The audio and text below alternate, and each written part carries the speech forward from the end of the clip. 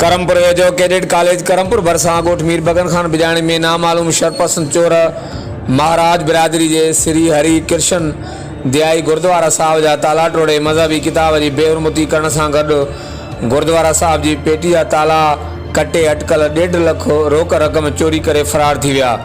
महाराज बिरादरी वीर सिंह श्री सिंह भगवान महाराज हरि सिंह ऐं ॿियनि वाक़े खिलाफ़ एहतियात कंदे चयो त नामालूम जाबदारनि असांजे मज़हबी इबादतगाह गुरुद्वारा साहब जा ताला टोड़े मज़हबी किताब की बेहरमती करे लखें रुपया रोक रक़म विखणी विया, जेको हिकु इंतहाई अफ़सोसनाक अमल आहे।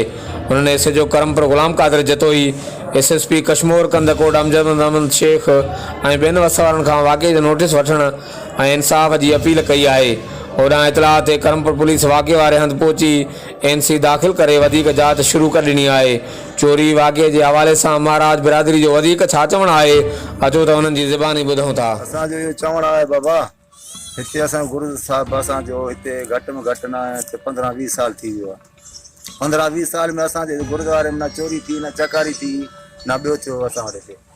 अॼु राति गुरु साहिब जो अंदरि किताब पिया उहे बि सैद करे छॾिया आहिनि, पेटी में पैसा पिया पंहिंजा, उहो गुरु साहिब जा गॾु थींदा आहिनि, ईंदा आहिनि, मेलो थींदो आहे उहो रखंदा आहियूं, उहे बि गॾी विया आहिनि पैसा, सम्झी साल साल मेलो त उहे पैसा पिया उहे बि गॾी विया आहिनि, सम्झी। असां SP साहिब खे चयो आहे, सुबुह SP साहिब आयो, उन चयो आहे मां तव्हांजी मदद कराईंदुमि, जेका चोर आहिनि उहे मां पाण पकिड़े करे ॾाढो खणी आने तव्हांखे। वाहिगुरु जी का खालसा वाहिगुरु जी की फतेह।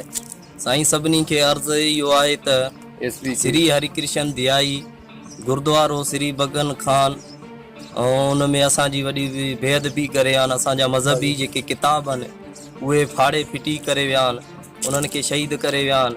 महिरबानी करे SHA साहब खे बि हिते आंदो हुयो, जंहिंमें उन्होंने NCB भी कटाई आहे। असां वधीक उन्हनि खे गुज़ारिश कयूं था त असां सां इंसाफ़ कयो वञे ऐं इहे चोर जेके आहिनि या ॿिया के अहिड़ा उहे आहिनि पेटी मूं पैसा बि कढी विया आहिनि, जंहिंमें अंदाज़ो 1 लाख या 1.5 थींदो।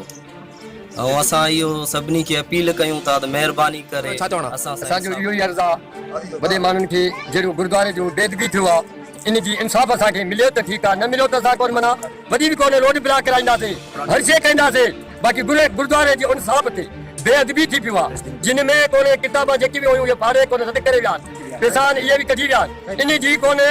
असांजी इहो ई अर्ज़ु कयूं था महिरबानी करे असांखे इहे माण्हू पेश करे सिधो कमु असांजो हक़ीक़त करनि।